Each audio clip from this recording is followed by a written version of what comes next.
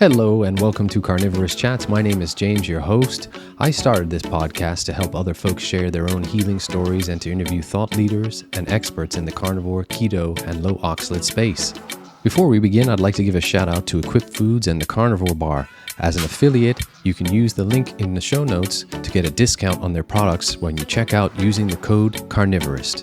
Thanks in advance for listening, subscribing, and any likes or shares. And now, on with the podcast.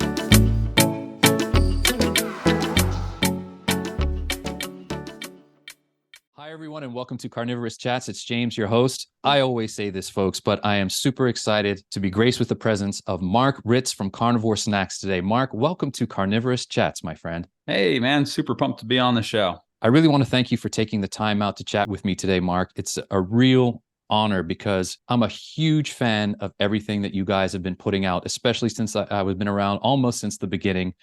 And to see how the company has grown and thrived in this market. Really, really proud to have you on and to be talking to you today about how you did it, what you do, and what's coming next for Carnivore Snax. Yeah, man. Hey, I can't thank you enough for being there since the beginning. It's pretty wild to still engage with and speak with a lot of the people that were there for the Kickstarter, and they just continue to support and buy, and we just continue to make great products. I can recall, because I had Danny Vega on my podcast earlier, when Danny and Maura made their first little promo video, and I was like, I got to try this stuff. And boy, it is delicious. I held up to you earlier, and I'm going to just try and sneak and see if I can get this in the camera view. But folks, here's my ribeye. Make sure you go out and buy some of this stuff. You're not going to be disappointed. If you haven't tried it yet, grab it and get it because it is delicious.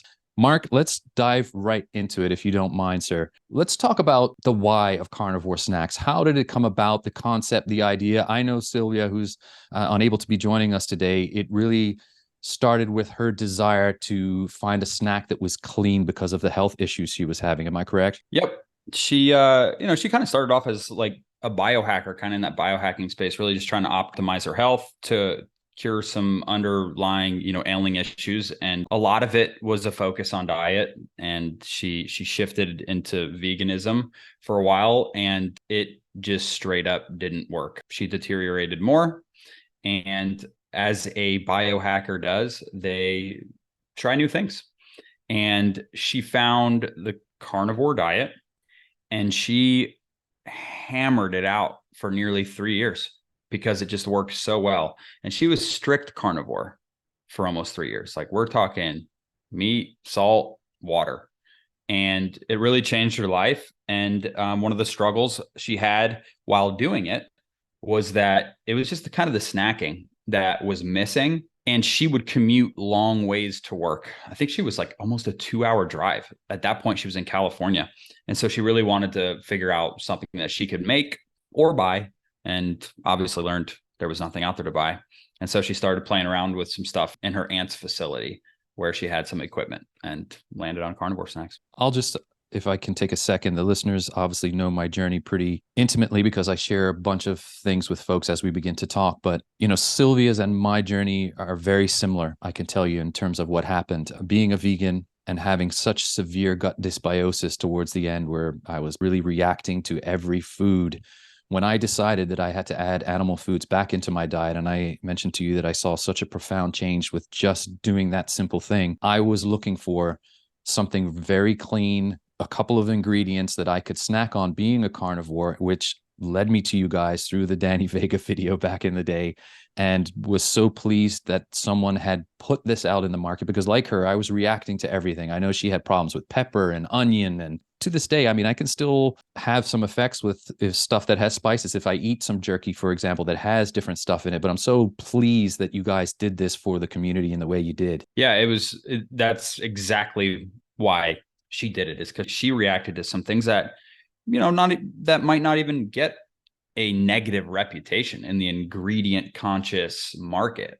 Spices, marinades, those aren't awful. That's not like sugar. That's not like any sort of manufactured type food out there. So, but again, some people react to those things, and believe it or not, there's a lot of people out there that it does. And so there was definitely a market for 2 ingredients.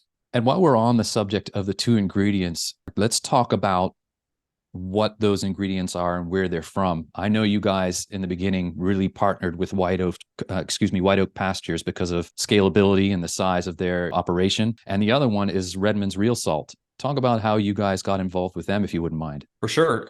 Redmond for us was a no-brainer, just incredibly mineral dense salt.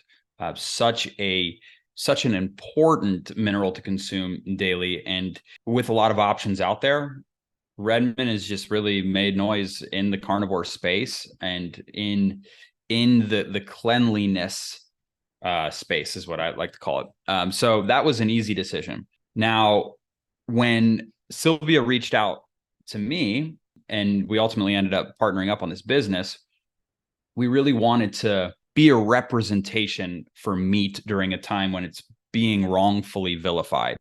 And in order to do that, we wanted to source the absolute best of the best out there. A lot of the argument on the vegan side is the environmental impact. With regenerative agriculture, that's the style that's proving to basically give that side of the argument no place. If it's storing more carbon in the soil than what's being emitted, then there is no negative impact. And so there is no argument left. And so we said, all right, we're going to commit to only sourcing from regenerative farmers. And then we also wanted to really support the US supply chain. And so all of it comes from the US ranchers. And yes, we started off with White Oak. They do a phenomenal job over there. They are really spreading the word about regenerative, and we love them. As for the product, as we grew and started to add more supply, the product is just coming out better from other farms. And so we want the best product possible. And so we don't source from White Oak anymore, but Thousand Hills in Minnesota, Joyce Farms in North Carolina, Hickory Nut Gap in North Carolina, those are major suppliers for us. Yeah, it's interesting. As I mentioned to you earlier, I had Philip Meese from the Carnivore Bar on, and I know he uses Joyce Farms as well. And the listeners know I was born and raised, and I'm coming to you now from the beautiful island of Bermuda. So we're out here in the middle of the Atlantic. But one of the few regenerative farming places that I can get from is Joyce Farms here. So most of the meat I eat is Joyce Farms meat, which is great. And I just love what they have. How did you guys, you mentioned briefly, but how did you guys link up and why did you link up? I know there was a synergy there in terms of your marketing capabilities, and Sylwia was the sort of chef behind the Carnivore Snax initially. Yes, it really is a beautiful business, friendship, marriage type thing. She reached out to me asking if I knew anybody who could make a website because she was a supporter of my first business, which ultimately failed. And, I can't say failed because it's given me everything I have now, but that's how we became friends because I found her and she did some content for my first business. And when she reached out, I just asked her to send me some product.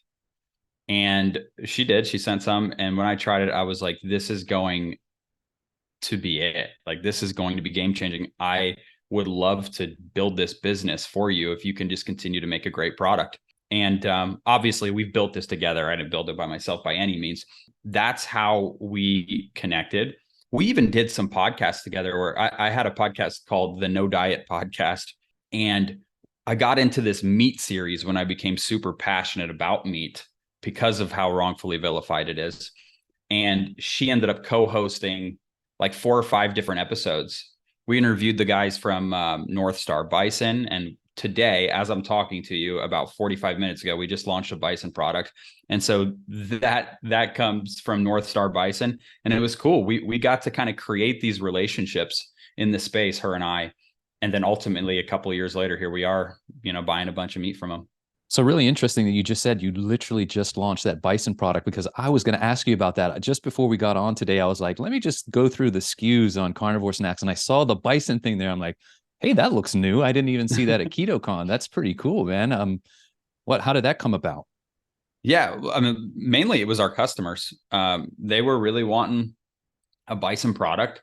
We knew we wanted to go with North Star Bison. It just so happened that we really just focused heavily on beef in the beginning, just because from who we were sourcing, we were so committed to supporting the farmers, right? Like, the problem with farming is, especially like you think about Carnivore Snax, our top selling product by far is ribeye. If I go to a farmer and I say, hey, I just want to buy up all your ribeye, that's not that's not really super helpful to them because they're in the market of moving the entire animal. There are some farms and some systems out there that can help these farms move all of their animal by finding them different customers that buy different cuts of meat.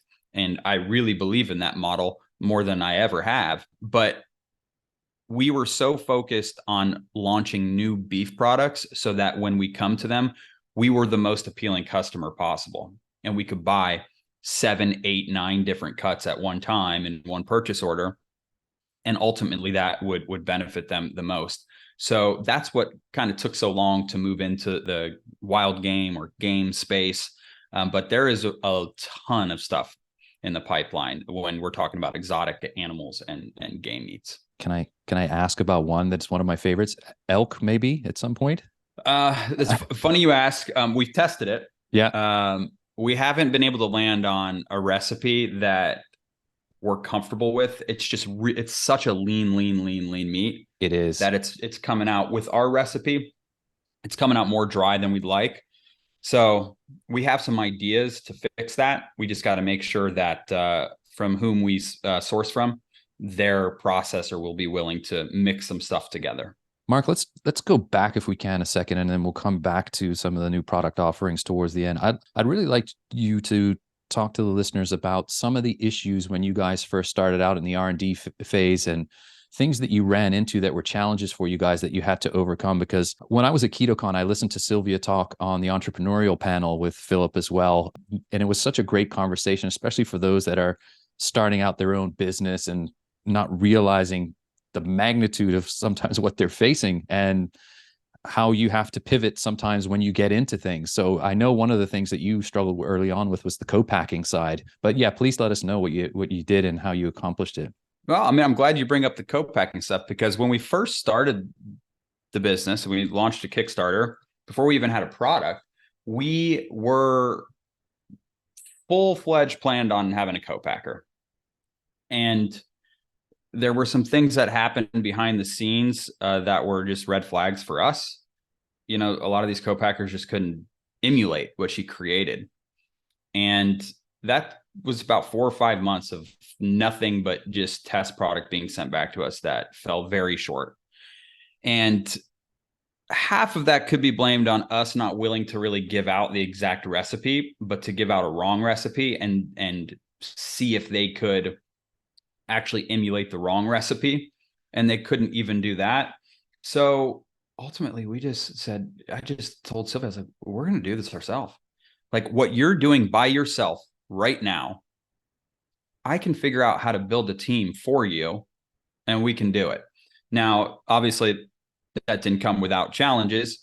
As we began to grow, equipment changed. And that's been probably the biggest hurdle because when you get new equipment, you got to figure out how to adjust things to make the same product come out. And so that's probably been the biggest challenge with the growth side of things is just continuing to make the same quality product, not even the same quality product, but just the same product in different equipment. Yeah. And I heard you say, which made so much sense to me, is that as you grow, you can scale and have better pricing margins. And early on, what you realized as well is that everyone's got to get paid and they're all looking ways to cut those margins down. So some of the packers, for instance, wanted to add stuff to increase the shelf life of Carnivore Snax, things like vinegars and other vacuum sealing techniques or whatever it was. And it just was all ending up costing more than you needed it to at the time, right? And in an already tight margin space doing meat products. Yeah. And I mean, look, if that's why you're not going to find us in retail. I don't know if we'll ever be in retail because they want long shelf life and that requires an additional ingredient or two. And it's just not something we're willing to do. Really, by the way, love the rebrand you guys did recently too. Love the new bags, love the new look. Was that your brainchild, Mark, as well? That was definitely the work of an agency that we partnered with, but obviously we got to explain what the brand feel is, how we communicate, what the messaging is, what's important. And then they kind of bring it to life and then we approve it. So a lot of credit to our agency. One of the other things that I know that you talked about, which was, again, eye-opening to me because I'm not in this space but maybe one day, you never know, getting in that entrepreneurial product launch stage, who knows? But was the whole validation process that you had to go through as well? Please let us know how that went. That's tough because you come out with a recipe and and it's great and people love it, and you don't want to change anything, but then as more and more people want to buy it, the USDA is what oversees validation to make sure that you're making a safe for consumption product. It's super nuanced. I don't fully believe it at all, but at the same time, we do respect it, and it's just kind of how we have to do things. But yeah, it was absolutely a challenge, but we've achieved it, and now we can continue to move forward, and people absolutely love the product. So it's really worked out for us. Another thing that I really respect about you guys is that you were committed to using product, facilities, and keeping everything in the US. And when I heard, and I never realized, I've said that a lot on this podcast, but as I tell my listeners all the time, Mark, every day is a learning day. And being from Bermuda, we have to import everything. So it's not a surprise, pretty much everything, living on an island in the middle of the Atlantic. But I didn't realize that once some foreign meat lands in the US, that as long as it's cut up in the US, that it can be called US meat. That blew my mind when I heard that the first time. Yeah, that practice has been going on for a super long time. And White Oak Pastures has done a good job of bringing that awareness to consumers. And the consumer, I think, just passion has shifted. It's pretty wild to see how passionate people are about keeping supply chain in the US. I mean, I know we were as just business owners ourselves, but it's been a humbling experience to just hear people say thank you for doing that. And, it makes us feel great because we feel like we've made the right decision. And I'll tell you what, most of these companies that have created really successful businesses in the carnivore space, a lot of them are getting their stuff from New Zealand. Look, regenerative agriculture is great out there. And they're definitely setting a really good standard. We could get meat for 50% less there if we wanted to and be more profitable. But it's just something that it's just not part of our core culture. Again, so proud of you guys for doing that and also supporting job creation in the United States through everything that you're doing. I mean, it's just a great way for a company to build. So kudos to you guys again. Another little tidbit that I listened to is and this was from Sylwia, and I listened to a podcast earlier preparing for today, was that if the cows are fed pellets containing grass, you can call the meat grass fed, which again blew my mind. Oh yeah. Most of what you see that is labeled grass fed is not grass finished. And some of it is.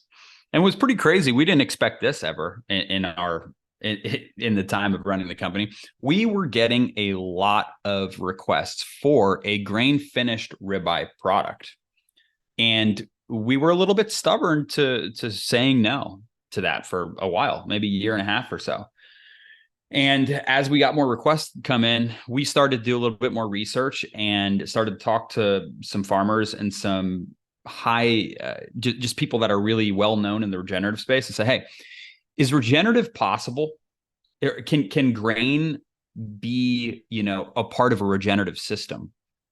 And the gentleman that I talked to really told me just a great story about a farm that he knew that was growing their own heirloom grain on their farm, right? So not going out and buying maybe some US or, USDA certified organic grain, or buying an industrial grain or corn and all that stuff.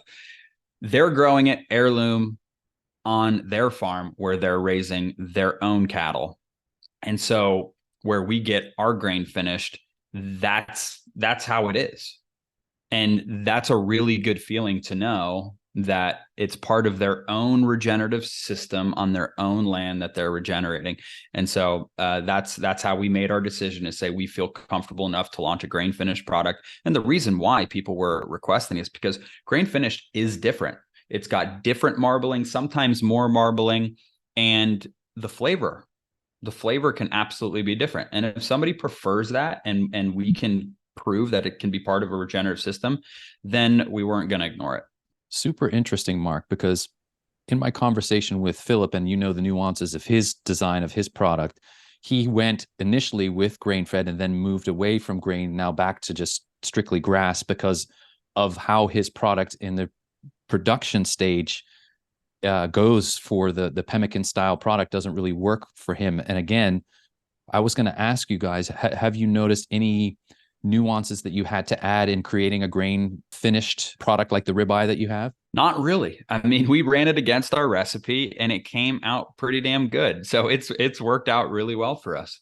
And it's interesting because of what you just said, how those regeneratively raised grain finished products, the blooming of those grains and continue to be regenerative probably has it, not probably, definitely, I'm sure it has an impact on the end result and the product as well, which is different than the typical grain finished, grain fed, mass produced stuff, I'm sure. Yeah, we certainly believe that doing it that way is a much more nutrient dense diet for the cattle. Mark, let's go into a couple of things that I'd like to talk about with you. Let's talk about a day in the life of Mark Ritz right now. What does that look like for you being the co-founder of Carnivore Snax? What is probably a pretty crazy day, I'm sure, dealing with stuff. Well, it looks a lot like a chicken with its head cut off. That's how I would explain it. You know what? I appreciate the life that I have. It's definitely doesn't come without its stresses. As the CEO, my job is to continue to drive the business forward and to grow and to help the world discover that we're here. And for me, it's just all about building the team that I can express that culture to. And we've been very lucky enough to build a phenomenal team. At our warehouse, we got almost 30 employees now. On the digital side, we obviously have a few contractors, but we got 2 employees that help me out full time. And so a lot of what I used to do, they help out with now a lot. But yeah, you know what? I'm dealing with all the fires. I'm putting all the fires out, and I have no problem doing that. I love leadership. I worked for Costco for 12 years behind the membership desk. And I actually miss that a lot because I got to talk to people, just a different person every, 2 to 5 minutes. And so I'm definitely a people person. And it's been super important to me to leave my office, even though my talents are best behind the computer, and be able to drive down to our warehouse, which is 10, 15 minutes away, 12,000 square foot, and just continue to engage with our employees and express our appreciation. And obviously there's some tough conversations, but yeah, man. I mean, my day is just wake up 4 a.m. My kids wake up at 8. So I work for about 4 hours. Once they get it up, I hang out with them for a couple hours. I get back into meetings, and then usually about 1 o'clock or so, I head over to the warehouse for 3 or 4 hours. And then I'm back by about 5 o'clock and I shut down. That's what my day looks like. But hey, my day could be different. I just deal with different things every day. So about 30 odd now employees total for the company. Yeah. That's you're good. You guys are getting bigger, man. That is great. Really good. And We are meeting the demand, I'm sure, because it is definitely rocketing everywhere I turn on my social media platforms. I see someone plug in Carnivore Snax. The message is getting out there, man. I've said it enough today, but congratulations again. Thank you. And you're right. I mean, look, the demand it's out there. It's tremendous. And I think the biggest challenge for our business moving forward is just going to be supply. But regenerative agriculture is really, really blowing up. So as long as that keeps up with our demand, I think we're going to be just fine. Yeah, that is the key. And it's ultimately what everyone wants and what we should want for the planet. We have to have these ruminant animals, the regenerative ag, sequestering carbon. It's just totally necessary, despite all the mistruths that have been out there. I've told folks in the past, and I'll tag the episode that I had Jane Buxton, who's the author of The Great Plant-Based Con on. I interviewed her. And she was just talking about the misinformation that is rife surrounding, especially ruminant animals out there in the environment, which we talked about earlier. It's just crazy what they're talking about. The orders of magnitude by which the folks are putting out, that they're saying they're contributing to the ozone is just ridiculous. And she did all her science-backed information in her book, which was great. So I'm glad that we have a chance to talk about it and really set the record straight. Let's now we talked about a day in the life of Mark Ritz. Let's talk about a day in the life of a Carnivore Snax product from start to finish. What is sort of the production line, if you will, Mark, so the listeners can understand it? without obviously giving out any recipe stuff, because that's the only thing that we got, man. We order direct from the farms, okay, and there it's delivered by semi, and we unload it, and it goes into our, we got a couple big old freezers, and we have a huge like refrigerated room where our team comes in and does all the processing ourselves. And yeah, once they do that, it gets cooked, and it gets packed up, hand packed, by the way, hand packed, no machines, nothing like that. Hand salted, no machines, nothing like that. And that's it. And then we got our fulfillment team. And I think that's why it's like, yeah, sure, we run into some issues where like maybe a piece of equipment come down or go down, and then we get a little bit behind on shipments, but we pride ourselves on being very, very, very quick. So if everything's up and running, we're fast. We control the whole customer experience.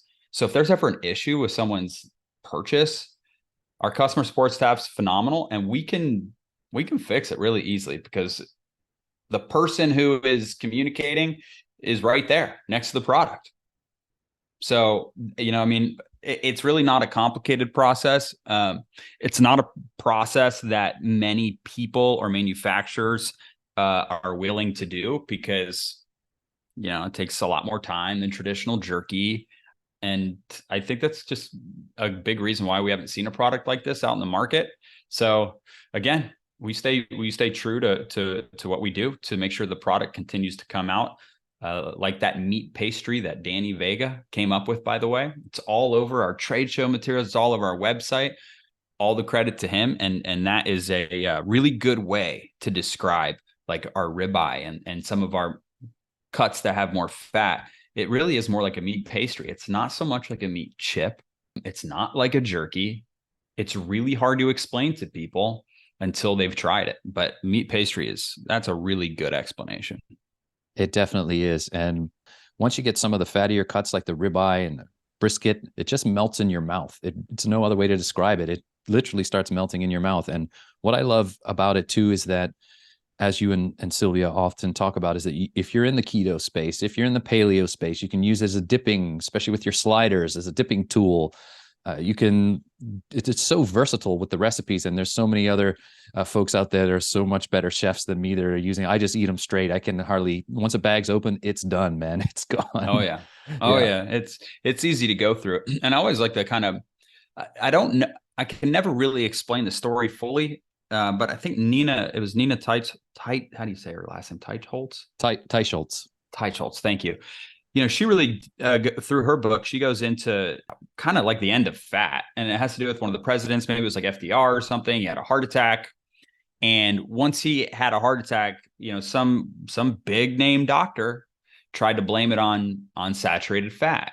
And so once he blamed it on saturated fat, all these companies, there you go. You're holding up the book, The Big Fat Surprise. That's it. All these companies listened to this doctor, and then they started to make products fat-free, and everything tasted like shit. Everything. So then what happened? These companies had to pivot, and that's where sugar came in. And that was really how the sugar industry blew up, was because once we removed fat, which carries flavor, it had to be replaced with something. And our product, in my opinion, is such a good testament to proving that fat carries flavor. Because if you got a product with two ingredients, meat and salt, and you're getting fat in there, you're just like, wow, like this tastes like an actual steak. Whereas, steak, you don't really got to put much of anything on. You just cook it up on a grill and you put some salt on it and it tastes beautiful. Well, that's a lot of that is the fat that is giving you that flavor. So I always like bringing up that story for anybody who doesn't know that. I mean, that's a phenomenal book to dig into. Super book. And I'm actually have been in contact with Nina to have her on the podcast as well. So I'll be really honored if she comes on too. It'll be just a treat to talk to, because the book is crazy. And the doctor I think you're referencing, Mark, is called Ansel Keys. Yep. Oh man. Every single carnivore, either doctor or person that has written a book, we all come back to that Ansel Keys fella and his 7-country study that was just ridiculously biased and changed the dietary guidelines in the United States. And we all suffered in our health because of it. That's why I love your product. Again, another reason, because you guys keep the fat in there and it's so good. It makes it tasty and is filling. Mark, let's talk about the number of product offerings you had now. And I admit, it'd been a couple of weeks since I'd been on to count the number of SKUs, but I remember when I first started following you, there were 3 SKUs. I think it was eye of round, ribeye, and pork loin when I first followed you guys. And now you're up to like 18. Is that right? Or something like that? Yeah, man. It's been really cool. Again, a lot of that came out of the approach to wanting to buy more of the animal, but also it just, from a business perspective, it keeps it fresh. It keeps people coming back to check just to see what we have. Because every time we use a different cut, there's concern. Like, can we come out with the beautiful Carnivore Snax texture that everybody's used to? And it just seems like, hey, if you're sourcing from a good farm, almost all cuts work out for us. And so we've been able to release a lot of products in a short period of time. Now, one of the issues that we deal with is there's obviously some cuts are a lot more scarce, or when on a cow, if there's only, let's say, 30 pounds of ribeye, you might get 500 pounds of ground. So it's like the supply chain for the cuts that we can't get a lot of, those will be released as like a limited edition cut. And we might buy that for like 6 or 7 months to where we can build up enough product to release enough to sell out in like 2 or 3 days. But then we just introduced a membership program, which allows people to basically pay $59 a year. When they join, they get $20 back right on the spot. And then that'll give them access to things like Wagyu, which is really hard for us to source, but really fun to make. And that product's been coming out super good. So yeah, when you get on, you'll see a lot more beef cuts than what you saw from the beginning. A couple additional pork cuts. And we're going to be launching a lamb shoulder to go in line with our leg of lamb and ground lamb product. And our first organ product. So it won't actually be full organ though. It's going to be a blend, and it's going to be using bison. I think we're using heart, liver, pancreas, just a little bit of that thrown into ground bison. And so that'll be coming out here in about 2 or 3 months. So there's a wide variety. I encourage everybody to try everything. Some people, like, if you're not into fat, the eye of round really comes out great. If you don't like the leaner cuts, then you can opt in for things like brisket or ribeye or leg of lamb. So it really is, it's versatile, and there's a lot of cool options. Super exciting. I feel like a kid on Christmas morning now. You're telling me you're doing this organ blend one, man. That sounds awesome. Yeah, man. It's gonna be a lot of fun. Yeah, and another one that I noticed that I have not tried is the tenderloin that you guys came out with. I think that's a members only one, if memory serves me, along with the Wagyu. Talk to us a little bit about that members only. And you guys have a Facebook group that I'm a part of, which was where we messaged back and forth there, because as soon as you created that community on Facebook, I was like, I'm in. Yep. What can folks find there in that Facebook community? I think exclusive offers that I've seen and things like that. Yeah. Facebook, the Facebook group's been a lot of fun. I pretty much run that.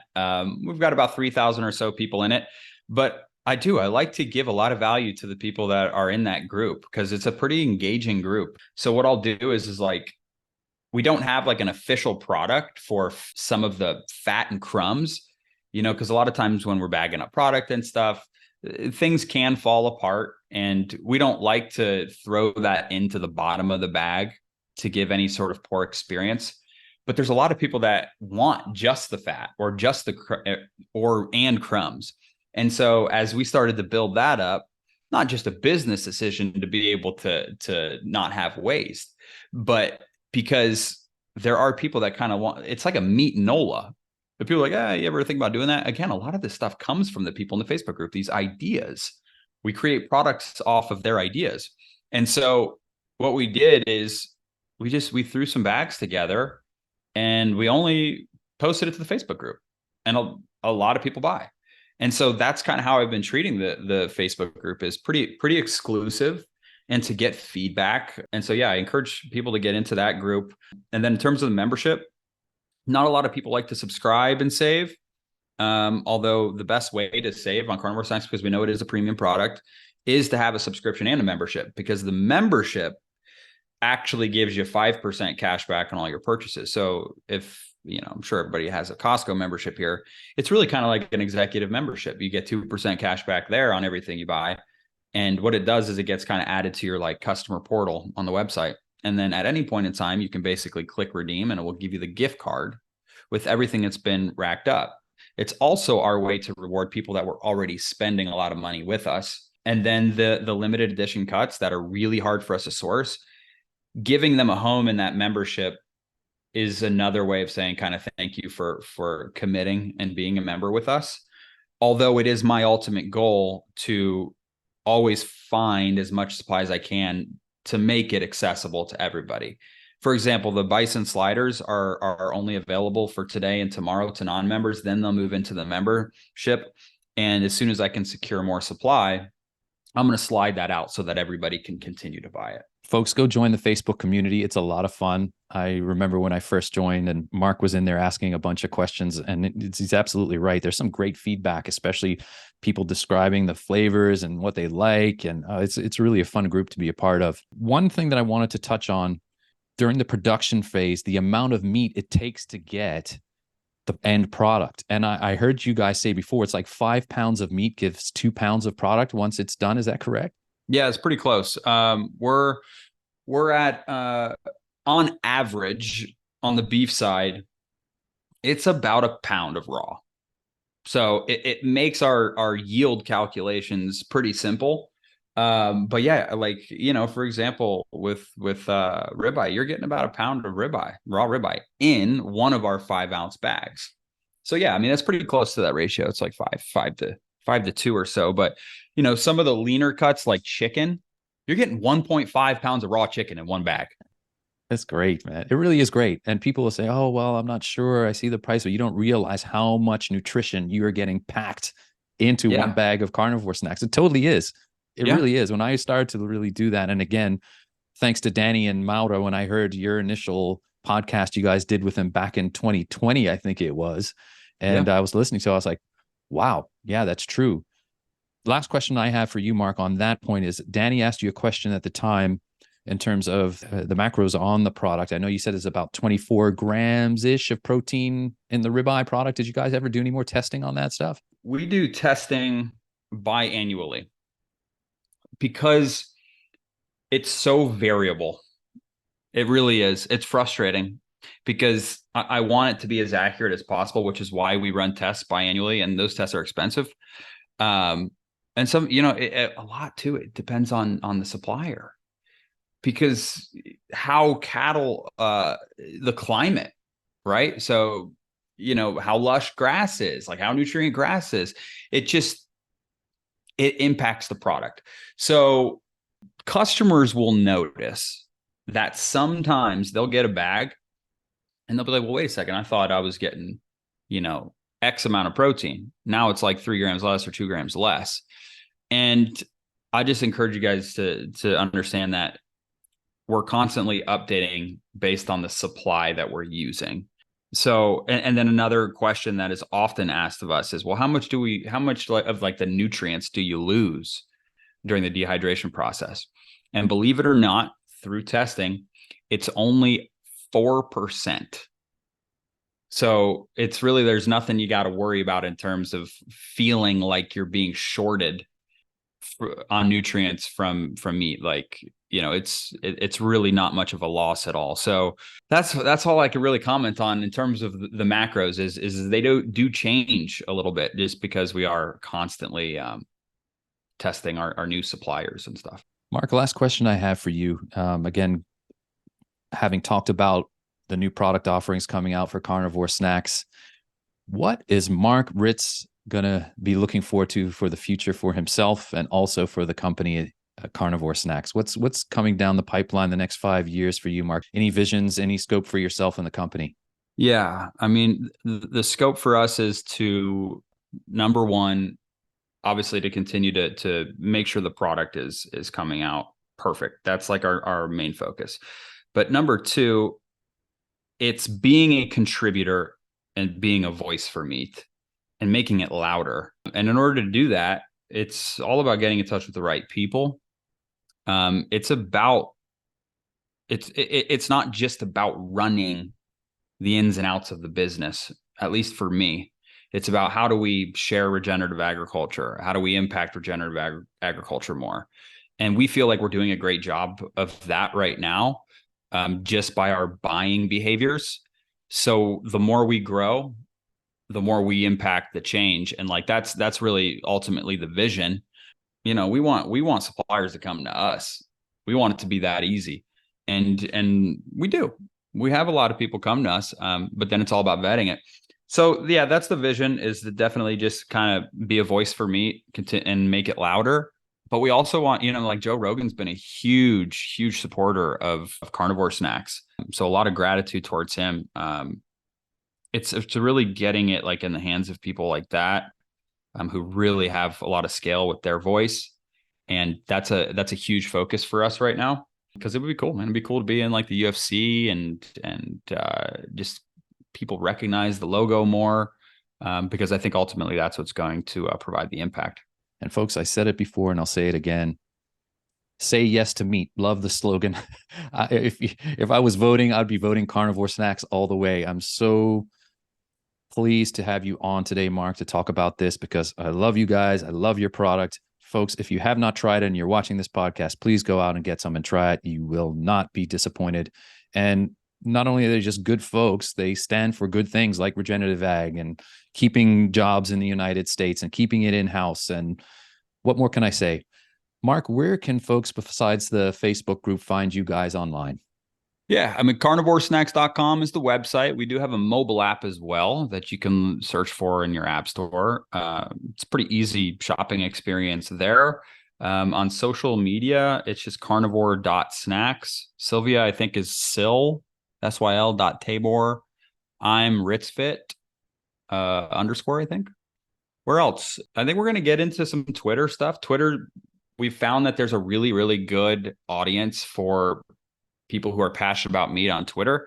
So I'm sure that'll be Carnivore Snax, carnivore.snax, something like that. But look, anything we can do to spread the word, and anybody listening, if you're customers, you're not customers, recipes, like just submitting those things, we'll be happy to share you guys on our Instagram, on our social platforms, to our following, to our email list. We have a large email list. I always love to just have the opportunity to share any of our customers' stories there if we can. It's a huge part of our business is to be engaged with you guys and to ask you questions and to develop products based on those. And it's been a lot of fun thus far, and I look forward to continue to grow it. I certainly look forward to everything that's coming down the pipeline for Carnivore Snax, Mark. I wish you guys nothing, you and Sylwia, nothing but the very best. Continued success to you both. It's been an honor and a privilege having you on here today. Thank you for taking the time out, and have a great rest of your day. Appreciate the kind words, man. Thanks for having me. And that's a wrap on this episode of Carnivorist Chats. If you've made it this far, I want to say thank you for listening, and also thank you in advance for liking, subscribing, or sharing this episode. Thanks again to the good folks at Carnivore Bar and Equip Foods. Don't forget to check the link in the show notes to get a discount on their products. And also, don't forget you can book me for a 30-minute carnivore coaching session. Again, the link will be in the show notes. Until the next time, be well.